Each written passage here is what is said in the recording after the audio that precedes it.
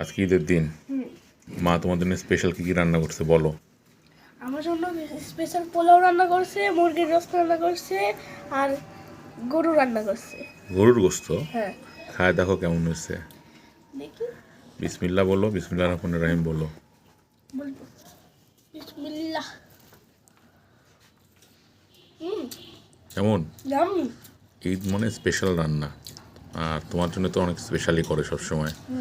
তুমি হাজার হলেও আমাদের সন্তান, তাহলে বাবা মাকে একটু ধন্যবাদ দিবে না? ধন্যবাদ। তাই না? এমনি ঠিক আছে, ভালো থাকো তুমি সব সময়। আর ঈদের দিন একটু ভালো মন্দ খাওয়াই যায়, সমস্যা নেই। কেমন টেস্ট হয়েছে? টেস্ট ভালো, কেমন ভালো? সে ভালো। সেই ভালো না? তাহলে ঈদ ঈদ মনে হচ্ছে এখন নাকি? ঈদ তো আসছে, ঈদ মনে হবে না? হ্যাঁ সেটাই। তো তুমি খাওয়া দাওয়া করো, ঠিক আছে? তারপর আমরা খাওয়া দাওয়া করবো। ঈদ মোবারক বলে দাও একটু। সবাইকে ঈদ মুবারক।